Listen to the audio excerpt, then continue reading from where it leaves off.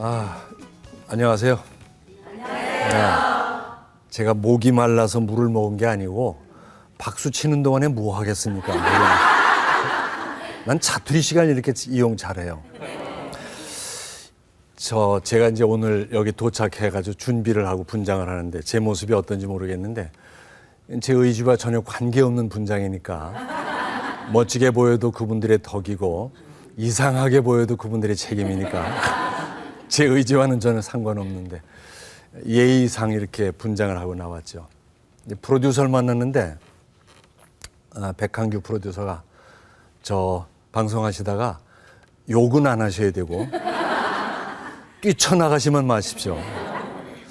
욕할 일이 있을 것 같은데 뛰쳐나가는 건 내가 안 하겠다. 내가 밀어내도 안 나갈 거다. 왜냐면 방송 중에 그럴 수도 있어요, 사실. 뛰쳐나가고 싶은 때가 있죠. 뭐 잘 안 되니까.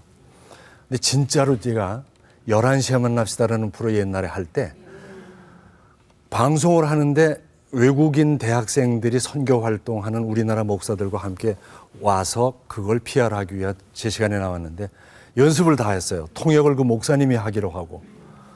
연습을 다 했는데 조금 전에 플로어 매니저처럼 스탠바이 뭐 1분 전 뭐 막 그러니까 이분이 조금 있다가 그 소리가 부담이 돼가지고 땅 뒤로 넘어졌어요. 졸도를 했어요. 영어 통역할 사람이. 생방송 이제 어떻게 합니까? 난 국문과 출신인데. 그래서 할 수 없다. 하자. 내가 그래도 KBS 시험을 통과한 사람인데 하자. 그냥 했어요. 영어로. 콩글리시로. 근데 같이 하던 오미희 씨는 영어에 관한해서 좀 과묵하더라고. 그래서 나 혼자 얘기를 했는데 심의실에서는 뭐 괜찮은 프로라고 평이 나왔어요. 근데 어떤 시민이 영어 잘하는 분이 심의실로 전화를 했대요. 그 사람 참 배짱이 습디다. 그러니까 정통, 제대로 된 영어는 아닌데 하여튼 통했다는 거죠. 프로그램 했으면 됐죠. 뭐 그런 일도 사실은 있었어요. 제가 나이가 좀 들었죠. 나이가 좀 들었어요. 윤인구 씨 40은 넘었죠? 네, 이제 43입니다. 43, 40. 이금희 씨는 30은 넘었죠? 예. 넘은 지 얼마 안 된 것 같습니다. 나도 40은 넘었어요. 그러니까 이금희 씨만 어린 거야. 이 나이에 방송하다가 정치를 한 두어 번 하다가 그리고 다시 이제 한 3년 쉬다가 최근에 방송을 하는데 방송을 좀 초대받아 갈 때가 있어요. 내가 호스트가 아니라 게스트로. 그럼 거기 가서 날 뭐라고 소개하냐면 아나운서의 전설 이계진 아나운서가 나오셨습니다. 그래요. 야, 내가 전설이야? 그럼 오늘 이 방송을 보시는 저희 대선배님들이 지금 계세요. 아이고, 그분들이 들으면 참 어떡하나 내가 무슨 전설이야. 여러분 아시는 임태근 아나운서 얘기 들으셨죠? 그런 분 뭐 박종세 아나운서, 황우겸 아나운서, 무슨 전용우 아나운서, 뭐 이규환, 김승한, 이장우 아나운서, 뭐 배덕환 아나운서, 임국희 아나운서, 뭐 이런 분들이 전설이라면 전설이지. 이제 대접하느라고 그랬지만 전 전설도 아니고 그냥 최근에 나온 소설 정도는 아니고 조금 오래된 아나운서 그런 정도입니다. 그동안에 제가 어떻게 살았는지를 조금 말씀을 드려야 될 것 같아요. 궁금해하는 분들 계시니까. 요즘에 시골 사는 거 아마 거의 다 아실 거예요. 제가 KBS 1텔레비전에 나와서도 얘기를 했기 때문에. 그래서 이장님 지휘 아래 농사 흉내 열심히 해요. 이장님 지휘 받은 지가 한 18년쯤 돼요. 난 여의도에 국회의사당에 있을 때도 이장님 지휘를 받았어요. 국회도 이장이 있더라고요. 그 발음이 경상도 발음인 부의장이 의장을 뽑는데 개원이 되면 의장을 뽑아요. 그러면 지금부터 국회 이장을 뽑겠습니다.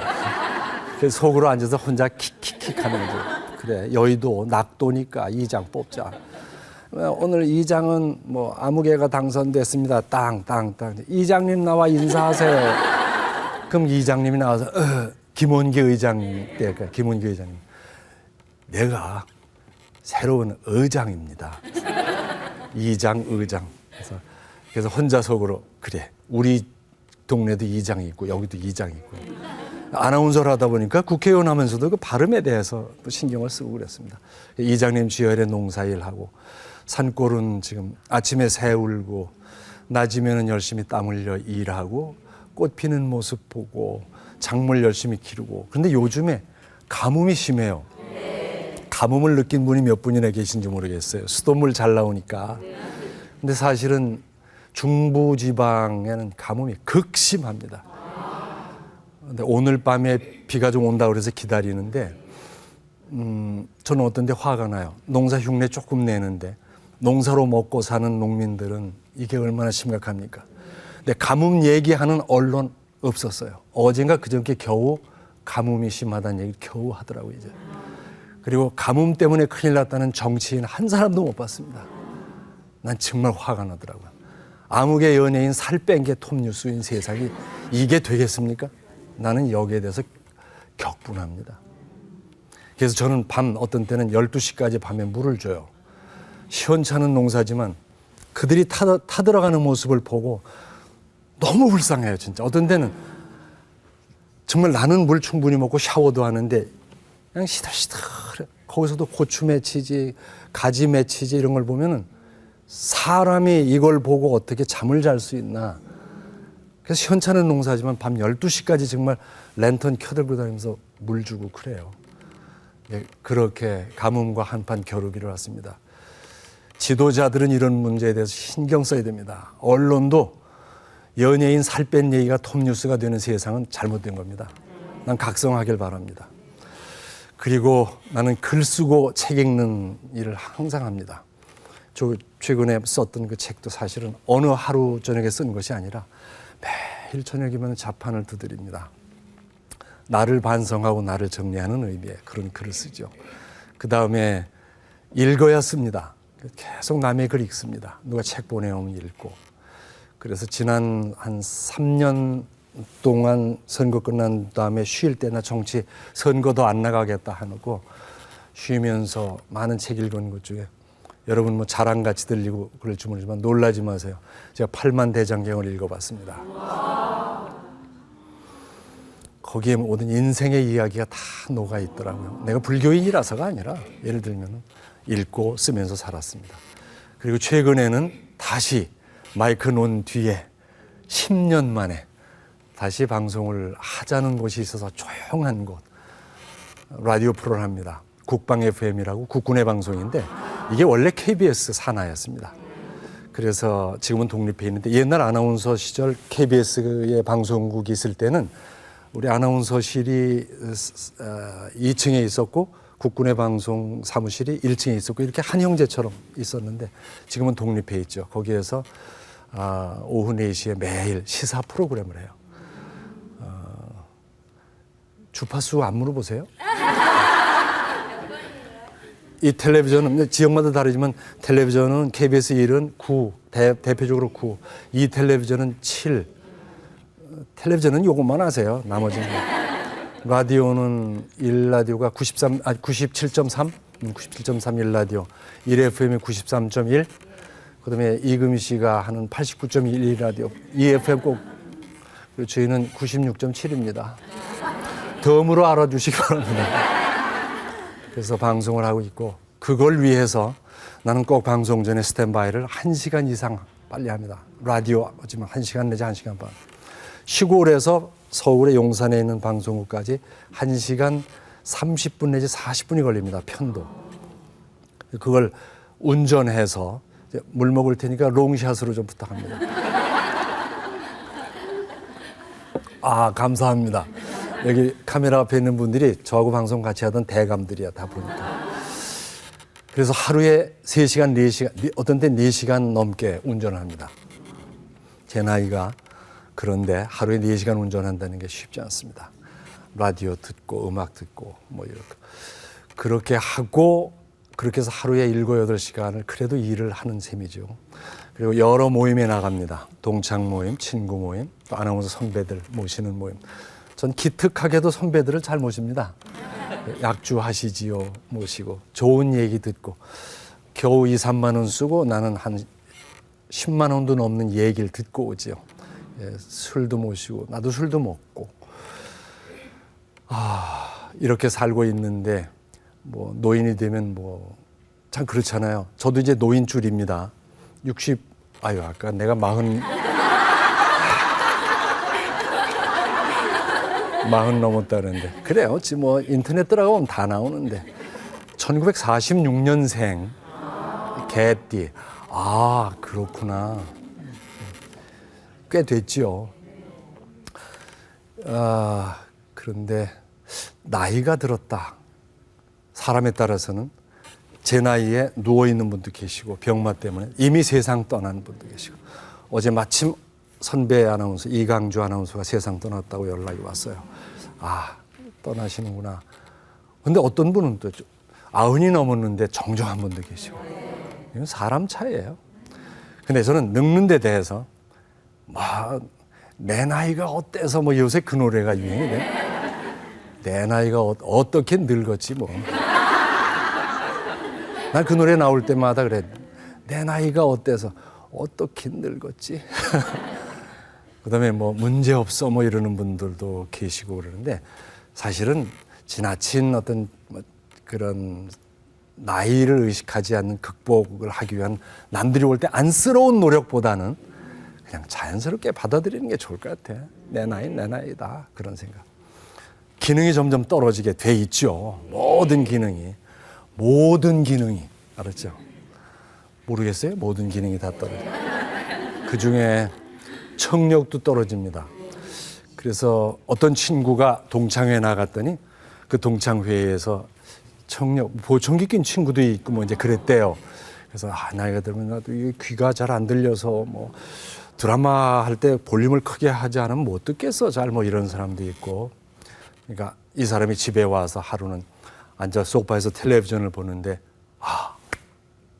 우리 집 저 사람은 지금 청력이 어떨까? 내가 테스트 해보고 싶어서 이제 싱크대에서 뭐 이렇게 준비를 하는 아내를 향해서 소파에서 여보 오늘 저녁 메뉴가 뭐야?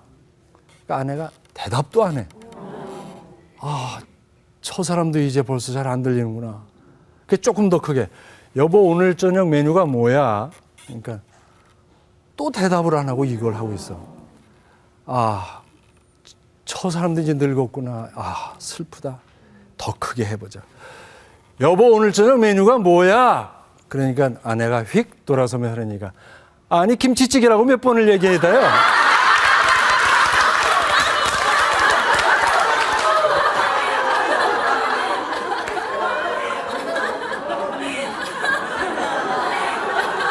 자기가 이상한 거야. 그것도 모르고. 늙는다는 게 이겁니다. 내가 보는 상대만 그런 것이 아니라 나도 그렇다. 이걸 받아들여야 되지 않겠습니까? 그렇게 생각해요.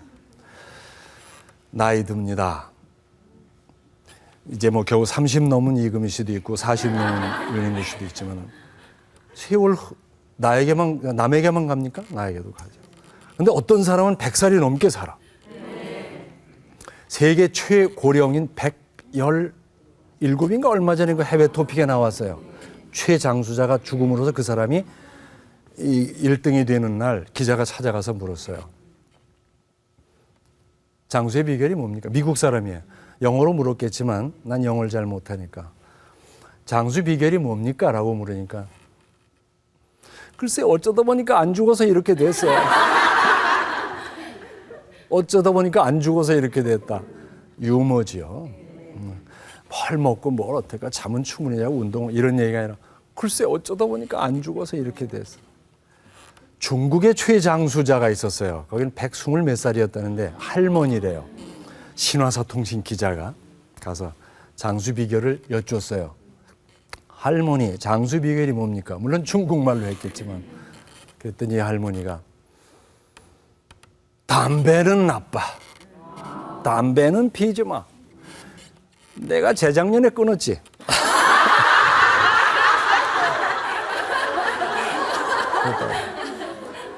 술, 담배 물론 나쁘겠죠. 그런데 장수의 비결이 뭐 크게 따로 있겠어요. 잘 받아들이고 내려놓고 너무 지나친 자신감에 날뛰다가 넘어져 다리 부러지지 않고 과욕 부리지 말고 젊은 날에 내가 옳았는지 모르지만 지금 너무 고집세게 내가 옳다고 하지 말고 내려놓고 받아들이고 나오렴 나오고 들어가렴 들어가고 물어보면 대답하고 이렇게 사는 거죠. 손자 나면 손자 이뻐하고 자신감은 갖되 너무 과욕 부리지 않고 사는 것 그것도 괜찮다는 생각입니다. 맞춰서. 그 노인 세대가 지금 얼마나 많습니까? 이제 초고령화 사회가 되는 거죠. 근데 이 노인 세대가 골칫거리, 그다음에 원수같이 보이는 때가 됐다는 건 잘못입니다. 노인은 활용해야 됩니다. 근데 어떻게 활용하느냐? 거기에 맞게 집에서 사회에서 그 노인들이 부드럽게 불편하지 않게 할 수 있는 일들을 노인도 스스로 찾아야 되고 정책도 그렇게 만들어야 된다고 생각합니다. 노인 세대는 스스로 내가 할 수 있는 일, 내가 알고 있는 것은 후세들에게 젊은이들에게 아주 자연스럽게 글쎄 그게 아니라니까가 아니라 보여주는 거죠. 자연스럽게 재치 있게 재미있게 그렇게 해서 대접받는 노인이 돼야 될 거라는 생각입니다. 자, 이렇게 이제 46년생이 노인 얘기를 하게 되는 그런 때가 됐는데 나도 어린 시절이 있었겠죠. 그렇지 않겠어요? 내가 하늘에서 떨어져서 이계진이 바로 이계진이었겠습니까? 어린 시절. 난 이번에 방송에 나오면서 아주 오래된 사진을 하나 찾았어요. 이 사진. 이게 접니다. 저것이 4살 때로 기억하는데 6.25가 터졌어요. 어린 것이 압니까? 난리가 났다고. 그때 난리라고 그랬어요. 난리가 났다고. 이제 가족이 헤어져야 되니까 동네에서 한 10리 떨어진 사진관, 그래서 동네 사진관에 의자 하나 놓고 담요 쳐놓고 동네 사진사가 이렇게 그냥 햇빛 아래 찍는 거예요. 사진, 증명사진 하나하나. 가족이 헤어지면서 증거로 하나씩 갖기 위해서 찍었던 슬픈 사진입니다. 저게 정말 거의 땅콩만 한데 제가 확대를 해서 가져왔죠. 근데 그걸 들여다보니까 어머니 생각이 나요. 눈물이 날 정도로. 저 입고 있는 옷이 뭐냐. 어머니가 무명실로 짜준 쇠탑입니다. 목이 있는 터틀 셔츠라고 해야 되나? 터틀 쉐터. 저걸 저 사진 속에서 볼 수 있군요. 저 어린이가 할아버지가 됐죠. 세월이 많이 흘러서. 그 후에 이제 많이 생략하면 나는 고향의 원주 대성고등학교에서 남녀공학에서 국어교사를 했습니다. 인기 좋았습니다. 여학생들은 나를 좋아했고 남학생들은 그걸 시기했습니다. 그 여학생들 만나면 지금도 이뻐요. 근데 꽤 세월이 흘렀죠. 벌써 환갑 넘은 그런 제자도 있습니다. 그리고 아나운서 할 때는 꽤 했죠. 턱시도를 입고 날렸던 그런 시절도 있어요. 미스 코리아 무슨 전야제 같은 것도 하고. 제1회 모델 슈퍼모델 대회 사회를 제가 봤는데 그때 이소라 씨가 뽑혔죠. 이소라 씨 뽑혔는데 턱시도를 입고 방송을 했던 시절이 있고. 지금은 그냥 땀 냄새만 나는 청바지를 입고 농사도 짓고 그렇지만은 그런 시절도 있었습니다. 다시 롱샷. 이 사진이에요. 물 먹느라고 그렇습니다. 죄송합니다. 이런 시절도 있었고 방송 많이 했었죠. 그리고 아나운서로서 흑백 시대부터 지금까지 그래도 눈으로 낭만의 시대도 봤고 격동의 시대도 봤고 그리고 국회의원을 2번을 했고 그리고 도지사에 도전했었는데 정직하게 하느라고 사실 조금만 제가 거짓말도 하고 했으면은 하마터면 도지사가 될 뻔했어요.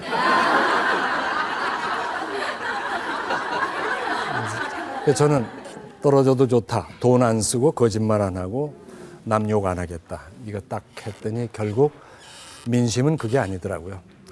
이렇게 허풍도 막 치고 이래 사람들이 표를 주더라고요. 그러니까 그 허풍이 그치지 않고 거짓말하고 상대편 욕하는 게 안 그치는 거예요. 내가 좋은 사례가 됐죠. 자, 이제 나도 할아버지이고 아기를 많이 낳지 않는 세상인데 얘기 들어보니까 윤인구 아나운서는 셋이나 낳았대요. 사진 봤는데 이쁘더라고요. 내가 우리 손자들을 보니까 애들 못 낳는 세상이 된 게 맞아요. 애들 키우기가 힘들어요. 그래서 윤인구 아나운서 아주머니는 정말 훌륭한 분이에요. 그래서 셋? 와. 제가 요전에 이 얘기 참 쪽팔리게 한마디 해야 되겠습니다. 이건 욕은 아니죠.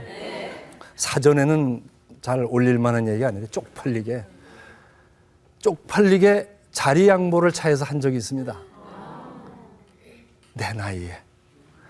어르신 여러분 죄송합니다. 제가 내 나이에 그래서 제 나이에. 시외 버스를 탔는데 그날 차를 안 가져와서. 근데 자리가 쫙 찾고 한 7, 8명이 섰는데 나도 자리를 앉았죠.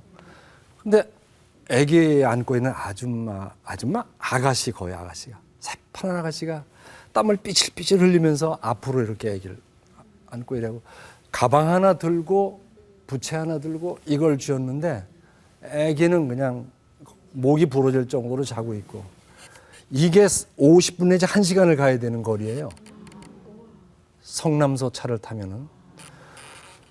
근데 저 누가 자리 양보 좀 안 하나 이래가지고 보니까 젊은 사람들이 몇 있는데 딱 이거 보고 있는 거예요. 스마트폰. 그 눈 감고 있든지 좀 일어섰으면 좋겠는지. 그럼 내가 일어나면 간단한데 왜 제가 누가 좀 일어나길 바라느냐. 잘난 체 하는 것밖에 안 돼. 내가 일어나면. 왜?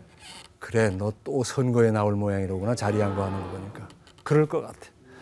그래서 이렇게 찾아봐도 모두 그러고 있어. 애기 엄마는 그냥 힘들어서 어쩔 줄 몰라. 내가 일어나서 애기 엄마 요거 앉으니까 아유 괜찮아요. 속으로 괜찮긴 앉혀놓고 일어나는데 그냥 귀가 막 뜨끈뜨끈하고 캥기는 거예요. 왜? 잘난 체한 것처럼 보이는 거예요. 옛날 같으면요. 애기를 안고 있다. 또는 가방이 있다. 가방 주세요. 여기 앉으세요. 다 그랬어요. 서서도 스마트폰 볼 수 있잖아요. 꼭 앉아서 봐야 됩니까? 1시간 서서 못 갑니까? 애기 엄마한테. 그다음에 요즘에 지하철을 타서 거기서도 앞에 배부른 여자가 서 있더라고요. 지금 지하철에 써 있는 거 알죠? 임산부나 뭐 양보하라고. 그래서 내 앞에 딱 섰어. 자리가 없어. 서 있는 사람이 몇 안 되는데. 그래서 내가 이렇게 보다가 직접 여기 앉으세요 그러면은 당신 애기 있는 거 안다. 뭐 이러는 것 같아서 그냥 내리는 것처럼 조용히 싹 일어났더니 앉으라는 뜻으로 옆에 있던 날씬한 여자가 싹 와서 앉더라고요. 글쎄 뒤에서 봐서 몰랐다 하더라도 그 앞에 사람이 앉는 게 순서 아닌가요? 옆에서 싹 와서 사회 인식이 이렇게 되니 애기 기르기가 힘든 세상이다. 난 그런 생각을 해봤어요. 사진 속에 있는 나의 모습을 보고 65년 세월이 흐른 뒤에 나는 할아버지가 됐고 그래서 그 아이들을 보면서 내가 할아버지가 될 줄이야 라는 생각을 어떤 데는 이계진 네가 벌써 할아버지야? 뭐 스스로 그럴 때가 있어요. 정말인가 하는 정도. 근데 현실은 내가 할아버지고 국회의원일 때 애를 낳는데 손자를 낳는데 하루는 사돈네도 바빠 우리 할미도 바빠 애들은 둘 다 직장에 나가 있어 내가 하루 걔를 봐야 될 일이 생겼는데 일단 놀이방에 갔어요. 돌아오면 걔를 이제 어미아비 올 때까지 봐줘야 되는데 난리가 났어요. 놀이방에서 아이가 애창물을 안 가져가서 애창물 알죠? 아이들 그 좋아하는 애창물이 있어요. 특히 그 헝겊 인형 그런 경우가 많아요. 근데 그걸 늘 들고 다녀야 되는데 티거라고 아주 너무 주물러서 찌그러진 호랑이가 하나 있는데 지금도 그걸 갖고 다녀요. 요거 그거를 안 갖고 가서 난리가 났다는 거예요. 그래서 뭐 놀이방에서 개 때문에 뭐 난리가 났대. 그 아비한테로 통해서 전화가 왔어요. 아버지 그 티거 좀 찾아가지고 놀이방 좀 가세요. 그래서 놀이방이 어디인지 물어 티걸 하나 가지고 자동차를 운전해가지고 국회의원이라는 것이 티거를 가지고 가서 아유 이걸 어떻게 전해주나. 근데 마침 나와서 기다리더라고요. 그래서 전해준 적이 있어요. 그래서 그리고 전해주고 나서 기분이 언짢거나 이런 걸 다 그런 느낌이 아니라 기분이 괜히 좋은 거야. 나도 뭔가 한몫했다 하는 그런 기분. 자, 애 낳기 이렇게 어려운 세월이지만은 세상이지만 이런 아이들을 우리가 어떻게 기를 것인가? 아이가 많지 않은 세상, 아이 숫자만 중요한 것이 아니라 지금 아이들을 어떻게 기르느냐 하는 것, 이건 대단히 중요합니다. 아침마당 직전에 인간극장에 보면 아이들이 노는 모습 보고 참 아름답게 보여요. 그래서 5살짜리가 학원 다닌다는 얘기 들어보셨죠? 놀아야죠. 무슨 학원을 다닙니까? 놀게 해줘야 돼요. 그래서 그 아이들을 좀 자연스럽게 시골에서 놀고 또 얘들에게 자유스러운 그런 걸 좀 보기 위해서 나는 시골에서 애들을 많이 기르고 그러고 있습니다. 첫 손자가 나들이 왔을 때 난 첫 손자가 났을 때 너무 이뻐서 내가 그걸 그렸어요. 그려가지고 이렇게 이쁘게 그려놨더니 그걸 사진 액자를 다 해놨더라고요. 그래서 사진으로 보는 것보다 할아버지가 그림을 그려. 그러니까 그림 솜씨가 별로 없어도 저렇게 되더라고요. 이 아이가 처음에 친가에 왔을 때 나는 이 아이에게, 이게 제가 그린 그림입니다. 친가에 왔을 때 옛날 법식대로 저 아이의 이마에다가 솥 밑 숯검당을 긁어가지고 도착하자마자 어서 와라. 어서 이마에다 숯검당을 그어준 적이 있어요. 그러면 잡귀가 안 덤빈다고. 아프리카 토인들 하는 짓이나 비슷해요. 근데 우리에게 그런 전통이 있어요. 지금 숯검댕이를 발라주는 것이 그런 의미가 있어. 나도 내 아이에게 한 거예요. 그러면 우리 애비는 또 이 다음에 손자를 낳으면 그렇게 할 것이고 우리 손자애는 그런 걸 할 것이고. 아이들이 뭘 할까? 조그맣고 잘 모를 것 같죠? 제가 그림을 하나 여기서 그릴게요. 저는 원래 그림을 좀 곧잘 그리잖아요. 이게 뭡니까? 아무것도 아니에요. 액자예요. 민들레 아주 간단하게 하나.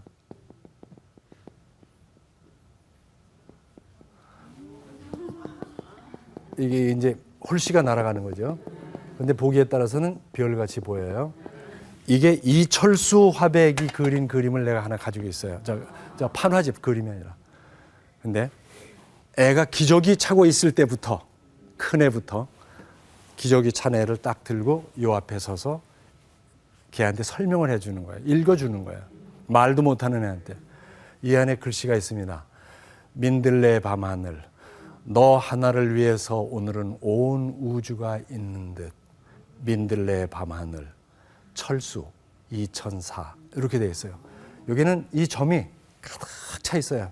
밤하늘의 별처럼. 그럼 이 아이가 듣던 말던 알건 모르건 난 계속 해주는 거야. 작은 아이 때도 그렇게 하고 큰 아이 때도 그렇게 하고. 그래서 이제 하루하루 만날 때마다 그렇게 하니까 오면은 응 저기 가자는 거야. 얘가 저기 가는 거 아는구나. 민들레 밤하늘. 그래서 똑같은 얘기를 한 거예요. 너 하나를, 그 다음에 이제 애들 이름을 넣는 거야. 규성이 하나를 위해서 오늘은 온 우주가 있는 듯. 둘째는 지한이 하나를 위해서 오늘은 온 우주가 있는 듯. 철수 2004. 계속 하는 거야. 그때 애가 말을 한두 마디씩 배워요.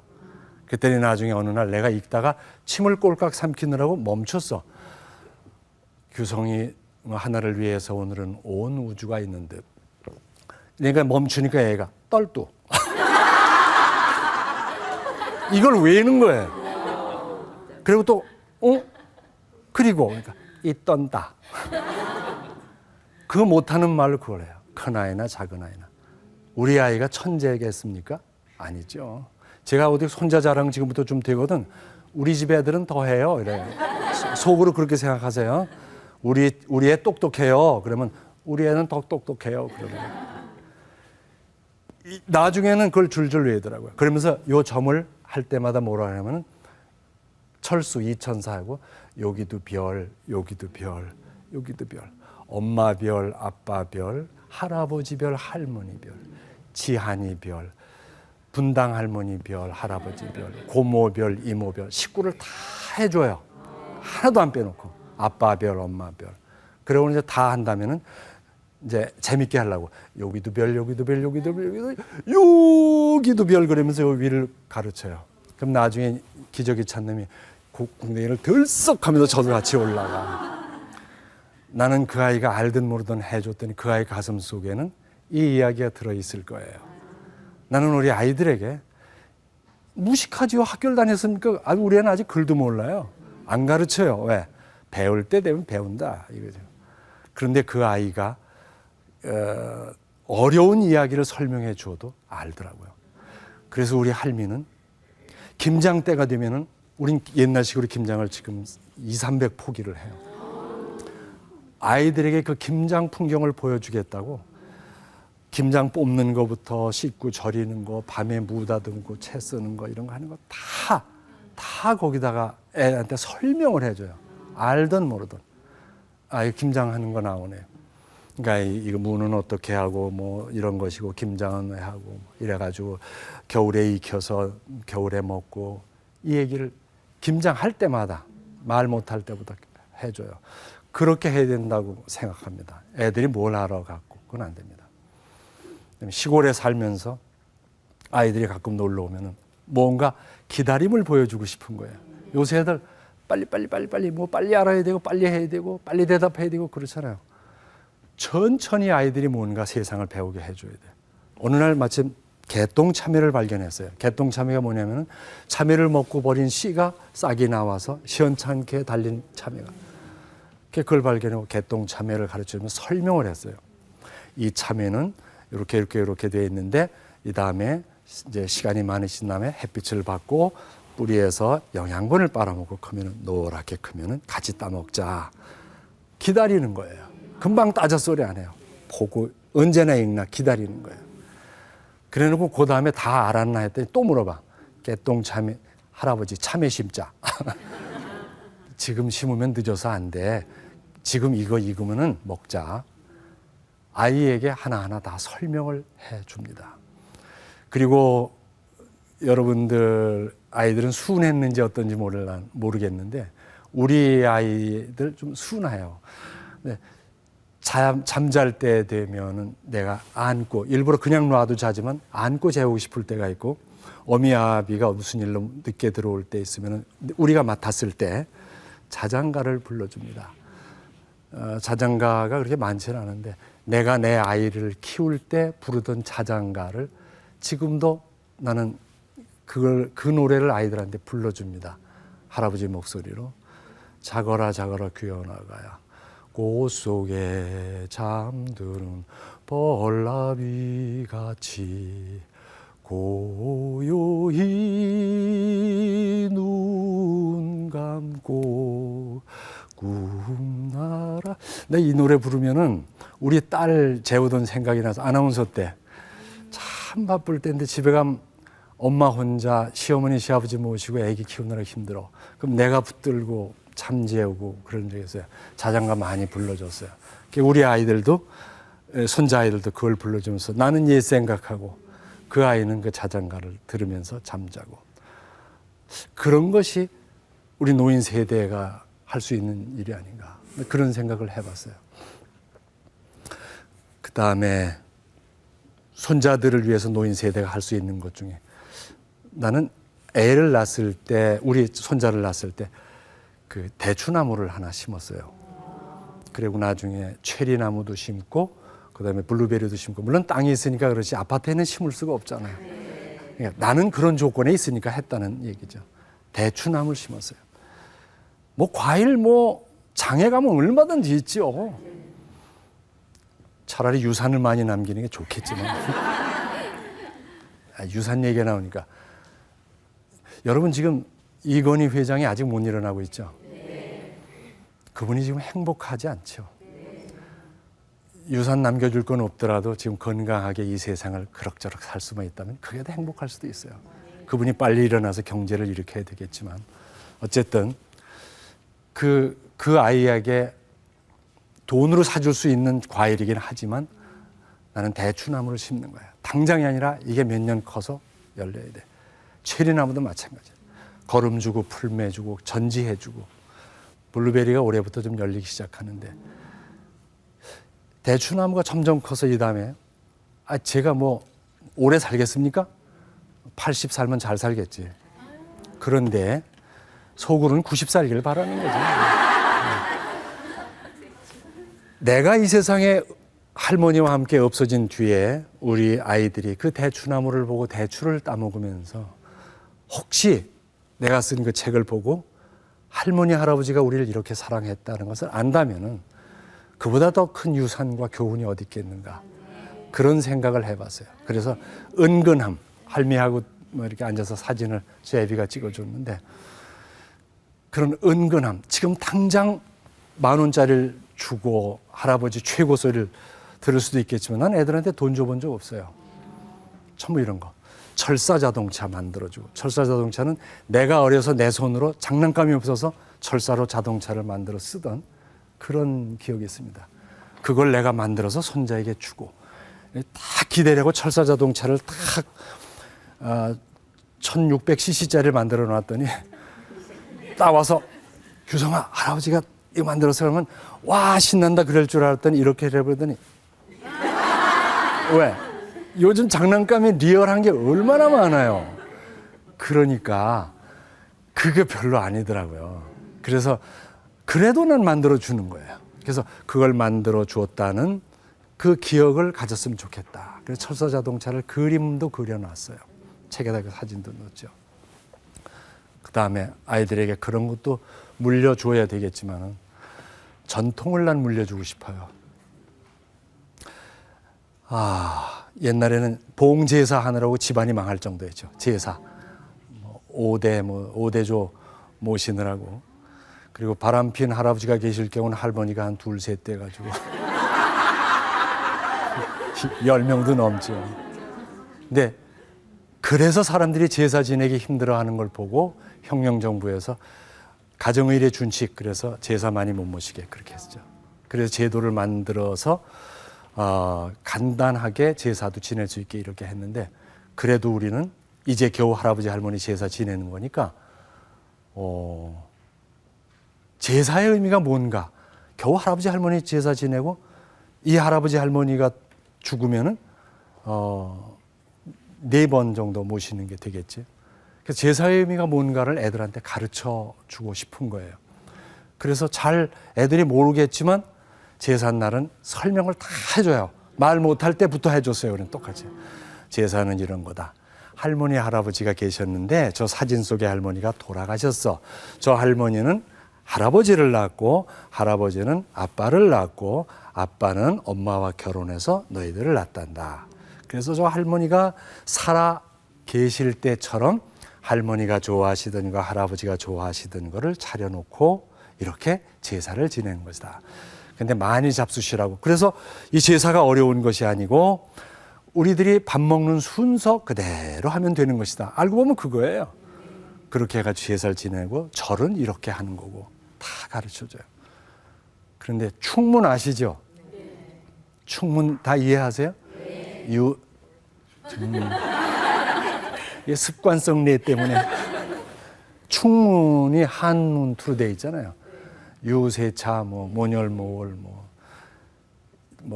무슨 효자가 감소고하고 무슨 전은상향하고 이런 거 다 있어요. 나는 꽤 배운 사람인데도 그걸 대학 가서야 겨우 그 뜻을 알았어요. 한자 투 누가 가르쳐주는 어른도 없어. 그래서 제가 결심한 것이 내가 우리 아버지 어머니 돌아가셔서 내가 제주가 되면 충문 없애겠다. 그리고 충문을 우리말로 고치겠다. 그래서 정말 우리 아버지 어머니 돌아가신 이후에 3년상만 옛날 법식대로 집안 어른들이 오시니까 제가 그래도 전주이가 23세 손이라서 집안 어른들 오시니까 옛날식으로 하고 그 다음에 기제사 때부터는 제 마음대로 추모문이라는 걸 작성해가지고 매번 수필식으로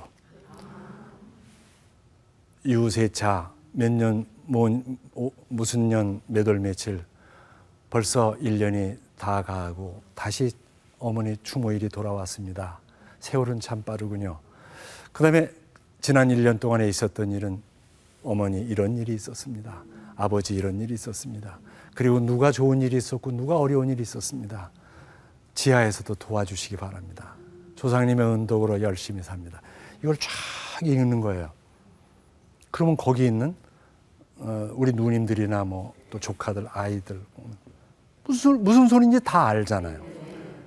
훨씬 그게 좋다는 거죠. 그래서 여러분들도 혹시 어려운 충문 대신 이거 한번 시도해보세요. 그 당시는 잘 배운 사람들이 산 것들 모르게 유식한 척 하기 위해서 그걸 했던 것 같아요.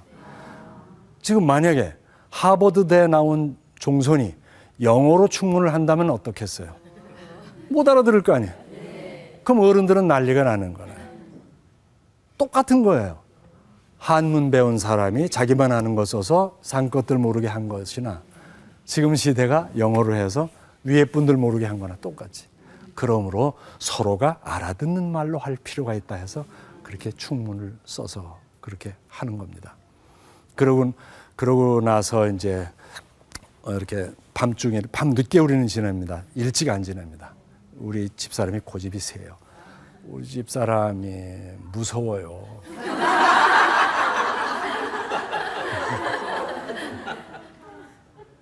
근데 집사람도 잘 도와주거든요. 근데 그냥 재미로 하는 얘기예요. 우리 집사람이 이러는 거죠.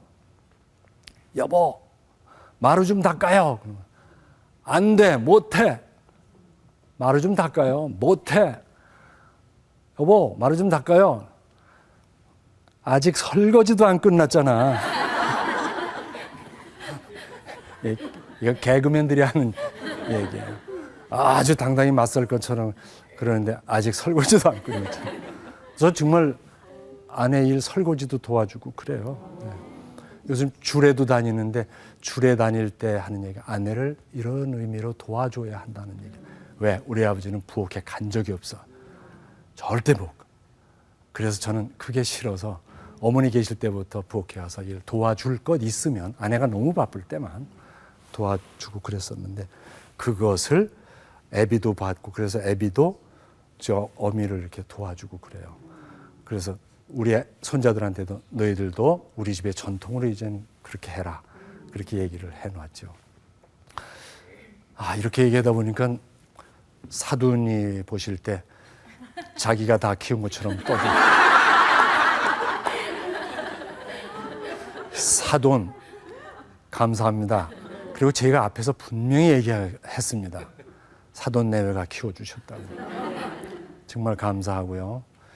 그 아이를 키우는 게 고통일 수도 있겠지만은 그 기쁨과 행복감이 대단하다는군요.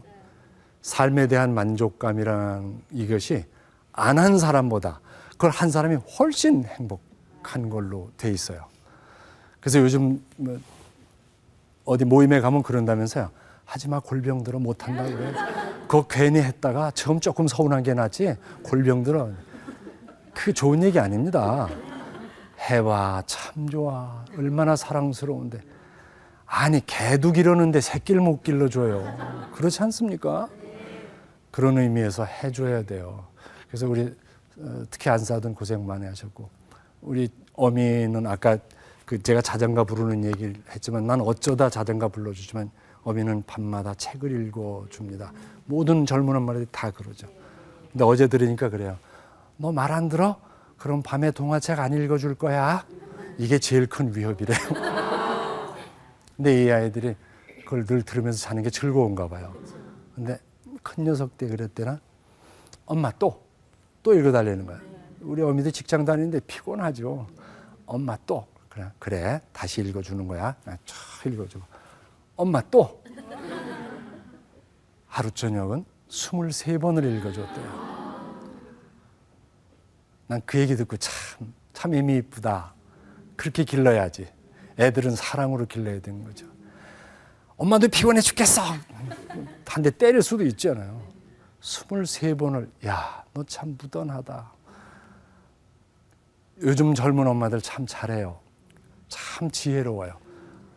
옛날만큼 힘들고 바쁜 거 사실은 없잖아요. 옛날에는 밥하고 빨래하고 밥 메고 뭐 남편 시중 들고 옷도 다 뜯어서 다 다시 지어서 입고 그랬잖아요. 근데 지금 그거는 없잖아요. 세탁도 다 해주고. 물론 달라진 시대에 바빠진 것도 있겠지만 그 젊은 엄마들이 많이 배운 걸로 지혜롭게만 한다면 대한민국 아이들이 많이 낳지 않는 그 시대에 그 아이들이 얼마나 잘 크겠습니까? 지금 인적 자원밖에 우리가 자원이라는 게 없잖아요. 그 자원이 없잖아요. 네, 엄마와 아빠가 그래도 그 역할을 잘 나눠서 이렇게 잘하더라고요. 애비는 아주 무서운 척하는 걸로 대신해요. 아주 쥐잡듯하고 어떨 땐 할머니 할아버지가 저 너무 하지 않나 할 정도. 그리고 애미는 무한히 사랑하고. 그런데 아비도 야단 칠 때만 딱 치고 그 아이들에 대해서 정말 물고 빨더라고요. 물고 빨. 원래 어머니 아버지 앞에서는 그러는 거 아니거든요. 그런데 그게 난 옛날 얘기예요. 그런데 그게 밉질 않고 이뻐요. 상당히 희한하더라고요. 그리고 이제 아이들에게 또 하나 이제 해주는 것이 전통차 마시기를 해줍니다. 커피 하시는 분들 죄송합니다. 우리 집은 전통차를 계속 마시는데 아이들에게 뭐 맛이 아이들한테 있겠어요?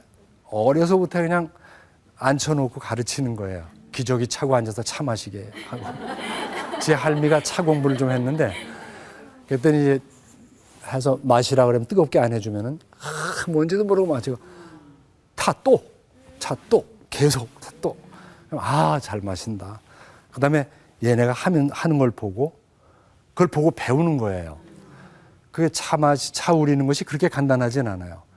그걸 보고 그대로 흉내를 내요. 거의 흥분해가지고. 그래서 요즘은 지가 팽주라는 거예요. 팽주도 알아. 이거 들고 이거 하는 사람을 팽주라고 그래요. 지가 팽주하겠다고 난리죠. 근데 어떤 데는 관심이 금방 없어졌다. 또 생겼다. 이래요. 그래서 이런 분위기 속에서 애들을 가르치면서 뭔가 하나라도 우리 것을 익히게 하는 그런 분위기를 좀 해주고 싶은 거죠. 그 중에 하나가 또 손자들과 스킨십 중에 괜찮은 것이 이발을 시켜주는 거예요. 그런데 나는 이발을 차마 하자고 얘기를 못 하겠더라고요. 왜냐하면 헤어스타일 망칠까 봐. 우리 때는 그냥 우리 집사람은 우리 애들을 바가지를 엎어놓고 이렇게 막 가위로 잘라가지고 딱 벗겨놓으면은 우리 아이들이 거울을 보고 이게 균형이 안 맞으니까 이쪽 같고 저쪽 같고 이러다 보니까 나중에 거의 깎아버렸어요. 그러니까 우리 이 애비가 하루는 그렇게 깎아놨더니 엄마 나 전두환이 만들려고 그래. 대통령님 죄송합니다. 전두환 대통령인데 우리 애가 그랬어요. 요 이발을 해준 적이 있는데 이발을 해주는 이유가 스킨십이에요. 내 아이의 머리를 내가 깎아줘보자. 근데 차마 내가 깎여서를 못하겠는데 제 아비가 아버지 그 할머니 깎아드리던 바리깡 갖고 계시나요? 가지고 올라오세요. 왜? 지가 애들 깎아주려고 그러는구나. 그래 가져갔더니 아버지가 깎으세요. 왜? 손자의 머리 깎는 모습을 경험하게 해주고 싶은 거예요. 그래서 속으로 그래 고맙다. 할미가 붙들고 내가 깎는 거예요. 근데 애들이 가만히 있습니까? 전 난리를 치죠. 이건 특수면허 아니면 어려워요. 그 자르고 또 붙들고 하고 다 깎아놓고서 보다 이게 잘못 깎은 것 같아. 칭하가 지고. 그래서 이제 어미한테 미안하죠. 어미야 잘 안 된 것 같다니까. 괜찮아요. 머리는 또 잘하니까요. 잘 안 됐다는 얘기겠지. 이런 거 한번 깎아줘 보세요. 애들 머리를. 나중엔 물론 미장원애가 전문인들이 다 깎죠. 자, 이런 것이 전체 무엇을 얘기하느냐. 제가 책 속에 쓴 것은 우리의 천재 이렇게 쓰고 싶은 생각으로 쓴 게 아니에요. 우리 애는 뭐 일찍 노래도 잘하고 뭐도 잘하고 뭐 말 배우자마자 이런 걸 하더라고요. 아빠 인내돼요. 우이가 있자요. 아빠 인내돼요. 우이가 있어요. 그래서 우리가 있어서 힘내라고 똥을 싸라 이 녀석. 이게 오늘 최대의 욕입니다. 똥을 싸라 이 녀석아. 그랬던 적이 있는데 우리 할아버지 세대, 할머니 세대가 그들에게 할 수 있는 일은 격세 훈육 또는 격세 교육이라는 말로 하죠. 어미 아비는 그 책임감 때문에 그리고 먹고 사는 문제 때문에 이제 처음 낳아본 아이들이라서 사실 어려워요. 책임감과 아직 경제도 참 이렇게 재산 형성도 안 됐지. 정말 책임감 저거 어떡할 건가. 근심 걱정 투성이죠. 그래서 그냥 야단칠 수밖에 없고 애들 가르치는데 정성을 우리 때 우리 할아버지처럼 못하죠. 우리는 그런 부담이 없으니까 이제 우리가 살면서 또는 어미 아비를 키울 때 그 지혜 노하우를 아이들에게 자연스럽게 녹아나게 지금 제가 계속 말씀드린 것이 결국은 격세 한 세대를 넘어서 우리가 할 수 있는 일을 이제 하는 거예요. 그냥 돈 주는 거 뭐 우는 거 달래는 거 뭐 이런 정도가 아니라 아이들과 함께 하면서 뭔가 스스로 느끼게 해주는 것이 필요하다는 생각이에요. 가장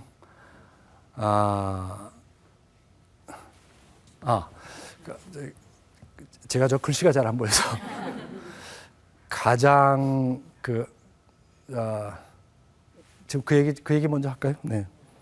아까 잠깐 말씀드렸는데 손자 손녀를 보기가 너무 힘들고 중노동이라고 생각하는 분들이 계시지만은 해라 그것이 행복하다라고 말씀을 드렸는데 그게 여론조사에서도 나왔다고 그러죠. 손자 손녀를 봐준 사람들이 그렇지 않은 사람들에 비해서 삶의 만족도가 높다는 거.